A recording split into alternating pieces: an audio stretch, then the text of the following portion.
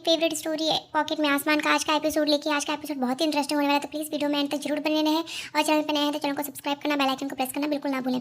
आज के एपिसोड की शुरुआत में हम देखते हैं कि दिग्विजय जो होता है वो मिस्टर बजाज की शौक सभा में जाने ही वाला रहता है। तभी वहाँ पे नारायणी जो होती है वो उनसे बोलती है कि मैं भी तेरे साथ चलूँगी। पर यहाँ पे हम देखते हैं कि वो बोलता है कि नहीं माँ, आप यहाँ पे रहिए, मैं वहाँ पे पहुँच के देखता हूँ कि क्या है, क्या हो रहा है और अनिशा कहाँ पे है। जैसे ही कोई खबर मिलती है मैं आप लोग को अपडेट करता हूँ। तो यहाँ पे वो चला जाता है। तभी यहाँ पे देखते हैं कि जो पिंकी भाभी होती है वो सारा इल्ज़ाम उसी के ऊपर, रानी के ऊपर डालती है, क्योंकि उसे ऐसा लगता है कि हमने कल उसे कितना भला बुरा सुनाया और वो फिर आज इतने टेंशन में थी और आज ये सब चीज़ें हुई है। दूसरी तरफ हम देखते हैं शौक सभा में जैसे वहाँ पे दिग्विजय पहुँचता है तो वो उन्हें प्रणाम करता है और वहाँ पे लोग कुछ होते हैं जो बात करते रहते हैं कि ये वही डॉक्टर है जिसके केस में अनिशा जो होती है दिन रात पड़ी थी और इसको छुड़ाने के लिए लगी थी। तभी यहाँ पे हम देखते हैं वो लोग सब गलत ही धारणा बनाते रहते हैं कि वो अनिशा के साथ शादी करने वाला था, पर वो उससे प्यार ही नहीं करती थी। दूसरी तरफ हम देखते हैं कि अनिशा का एक्सीडेंट हो चुका होता है। यहाँ पे घर पे कॉल आता है पुलिस वालों का और वो जैसे ही देखता है कि जो होता है उसको अपडेट मिलती है इस बात की कि अनिशा का एक्सीडेंट हो चुका है और वो उसके हॉस्पिटल में ही लेके जा रहे हैं, तो आप लोग भी वहाँ पे आ जाइए। यहाँ दूसरी तरफ हम देखते हैं कि जो रानी होती है उसे ये चीज़ हजम नहीं होती है कि ये किस तरीके से हो सकता है। अगर किसी के घर में कोई शोक मनाया जा रहा है तो फिर अनिशा इस समय घर से बाहर क्या करने गई थी और गाड़ी चलाने का इसका उसको इतना होश कैसे रहा। तो ये सब चीज़ें उसे समझ में ही नहीं आती। दूसरी तरफ हम देखते हैं कि यही सब रानी के दिमाग में चलता है कि अगर किसी गरीबी की मौत होती है तो हम वहाँ पे रहते हैं, उसके साथ रहते हैं, हमें होश नहीं रहता। पर वो इस हालत में भी वहाँ से निकल गई और उनकी शोक सभा को, डेड बॉडी को छोड़ के वहाँ से कैसे जा सकती मिस्टर बजाज के। तभी दूसरी तरफ हम देखते हैं कि वो जो डॉक्टर होता है वो उसे बताता है कि कुछ ज़्यादा चोट नहीं आई है, बस थोड़ा सा फ्रैक्चर आया है हाथों में और हल्की सी चोट है, तो इसीलिए सिटी स्कैन एक बार कर लेंगे। तभी यहाँ दूसरी तरफ रानी जो होती है वो बार बार कॉल करती रहती है, तो रानी को वो पूछता है, बताता है कि रानी तुम बार बार क्यों कॉल कर रही हो, मैं तुम्हें पता है कि मैं यहाँ हॉस्पिटल में हूँ, तो तुम समझ सकती थी ना उस बात को। अभी तो वो पूछती है कि अनिशा कैसी है, तो वो बताती है कि मैं अनिशा से ही मिलने जा रहा हूँ। तभी दूसरी तरफ हम देखते हैं कि अनिशा जो होती है वो सब कुछ बताती है कि मेरे और मिस्टर बजाज के बीच कल बहुत बड़ा झगड़ा हुआ और ये सब चीज़ें हो गई। तभी यहाँ पे हम देखते हैं कि वो उसे बताता है कि वो बोलती है कि मिस्टर बजाज को पता चल गया था हमारे अफेयर के बारे में, तो मैंने उनसे ये बात छुपा के रखी थी, पर उनको जैसे ही पता चला तो वो इस बात से हम दोनों का बीच बहुत झगड़ा हुआ। तो ये सुन के जो दिग्विजय होता है वो थोड़ा शॉक रह जाता है, क्योंकि उसे ऐसा लगता है कि ये सब चीज़ें कैसे हो गई। तो फिर उसके बाद वो बोलती है कि मैं गुस्से में घर से बाहर निकल गई थी और जैसे ही घर पे आई तो देखा कि ये सब चीज़ें हो चुकी हैं। तो और वो फिर वो एक तरीके से वो ये सब इसका अनिशा का ड्रामा ही चल रहा था, ये सब उसकी चाल थी। और यहाँ पे हम देखते हैं कि वो अनिशा जो है वो उसके गोद में जाके लेट जाती है। और यहाँ दूसरी तरफ हम देखते हैं कि माधुरी जो होती है वो गोद भराई की लिस्ट बनाती रहती है। तो यहाँ पे पिंकी भाभी उसे बोलती है कि तुम्हें समझ में नहीं आता, यहाँ पे अनिशा के साथ इतना बड़ा एक्सीडेंट हो गया है और तुम अभी भी गोद भराई की लिस्ट बना रही। तो वो बोलती है कि अगर नहीं बनाऊँगी तो काकी नाराज़ हो जाएंगी। तो वो बोलती है कि लेकिन वो बात उन्होंने तब बोली थी जब एक्सीडेंट नहीं हुआ था, ये सब इंसिडेंट नहीं हुआ था, लेकिन अब तुम फिर से अगर ऐसे करोगे तो फिर क्या होगा। दूसरी तरफ हम देखते हैं कि अनिशा जो होती है वो खुद को बहुत ही बेचारी दिखाने की कोशिश करती है दिग्विजय के सामने और रोती रहती है कि अगर तू उस वक्त इस तरीके से नहीं गया होता तो आज हम साथ में होते हैं, दिग्विजय तू क्यों चला गया मुझे छोड़ के। और वो रोने लगती है और फिर उसका हाथ पकड़ के उसको अपनी तरफ कर लेती है और यहाँ पर दिग्विजय जो होता है वो उसकी तरफ पिघलता जाता है। और यहाँ तभी हम देखते हैं कि जो नारायणी होती है वो दिग्विजय को बोलती है कि तो अनिशा को यहाँ पे लेके आओ, वो अकेली ही है, कौन उसका ध्यान रखेगा, यहाँ पे हम सब ध्यान रखेंगे उसका, और इस हालत में उसकी तबीयत भी नहीं ठीक है। तभी दूसरी तरफ हम देखते हैं कि जो रानी होती है वो अपने चेकअप के लिए जाती है और जैसे ही डॉक्टर उसका चेकअप करती है तो उसे बोलती है कि एक्चुअली हमें डिलीवरी जल्दी करनी पड़ेगी, थोड़ा टाइम से पहले। तो वो पूछती है कि जो दीवू होती है वो पूछती है कि क्यों ऐसा। तो वो बताती है एक्चुअली बच्चे की किडनी में इन्फेक्शन की वजह से वो किडनी इन्फेक्शन बढ़ ना जाए, इसकी वजह से हमें पहले ही उसकी ट्रीटमेंट पहले ही डिलीवरी कर लेनी पड़ेगी। यहाँ पे जो देवू होती है वो पूछती है रानी से तो क्यों इतनी खोई खोई सी है, क्या हो गया है। और वैसे तो बहुत सवाल करती है और अभी क्या कर रही है, अभी कुछ नहीं पूछ रही है, तो क्या हो गया रानी तुझे। तो बोलती है कुछ नहीं, बस अभी हमें घर जाना चाहिए क्योंकि दिग्विजय उसे अनिशा को लेके आ गया होगा। तो बोलती है हाँ। और फिर वो घर पे आती है तो देखती है कि जो अनिशा होती है वो कुछ ना खाने के लिए बोलती है कि मुझे कुछ खाने की इच्छा नहीं हो रही, भूख नहीं लग रही है।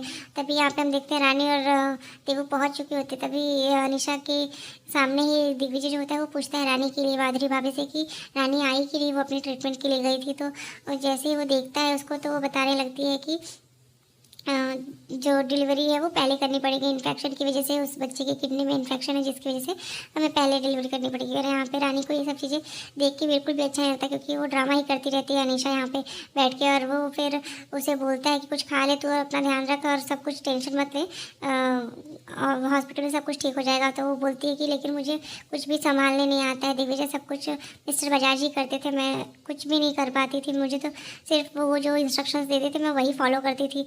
और यहाँ पे ये सब सुन के रानी को अभी भी सब अजीब सा लगता है। और वो फिर जो अनीशा होती है वो उसका हाथ पकड़ के बोलती है कि मैं, वो उसे बोलता है कि जो तुम बोलोगी मैं वो करूँगा। तो वो उसे बोलती है कि मैं तुझे कल अनाउंसमेंट कर दूँगी और तू चेयरमैन बन जाओ उस हॉस्पिटल का। तो वो सुन के सब शॉक्ड रह जाते हैं कि ये ऐसा इतनी मेहरबान क्यों हो रही है और इतना क्यों कर रही है। रानी को ये सब चीज़ें समझ में नहीं आती। और यहाँ पर हम देखते हैं कि जो उसके पापा होते हैं वो बोलते हैं कि क्यों ये चेयरमैन क्यों क्यों बनेगा।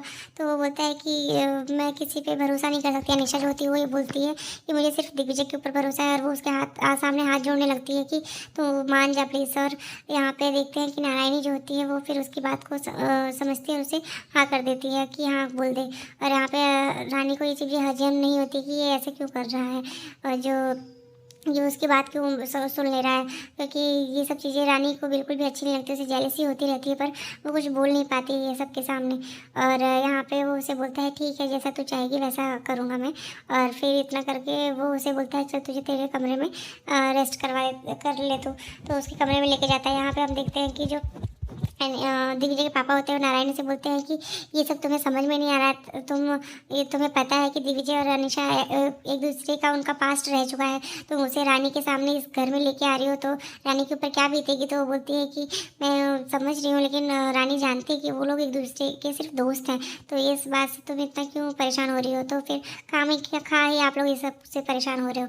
तभी हम यहाँ पे हम देखते हैं कि रानी जो होती है वो सपने में देखती रहती है कि मिस्टर डॉक्टर लाल जो है वो और उनकी वाइफ, उनकी बेटी और यहाँ पे वो नर्स अनीशा, हर कोई उसके सपने में आ रहा है। और वो बोल रहा है कि तुम ही जिम्मेदार हो मेरे इस हालत का। मिस्टर लाल जो होते हैं वो बोलते हैं कि तुम्हारी वजह से, तुम्हारे पति के वजह से मैं आज यहाँ जेल में फंसा हूँ।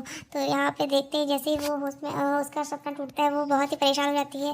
तो वो सोचती है कि अब मुझे कुछ करना पड़ेगा, अब तो अनीशा भी इस घर में आ गई है, अब तो और टफ हो गया है, कैसे मैं ये सब चीज़ें मैनेज करूँ।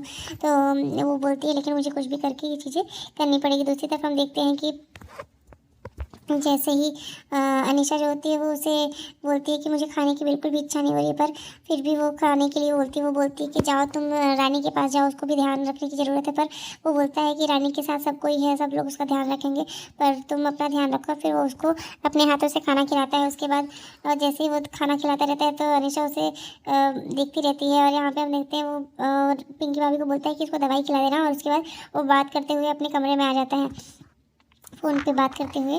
जैसे ही वो आता है तो रानी जो होती है वो पढ़ती रहती है। तो वो उसे बोलता है कि कितना टाइम हो गया है, 11:30 बज गया है, मैंने तुम्हें बोला था ना कि 10:30 बजे तक सो जाना, तुम्हें अपने सेहत का ध्यान रखना पड़ेगा ना इस समय।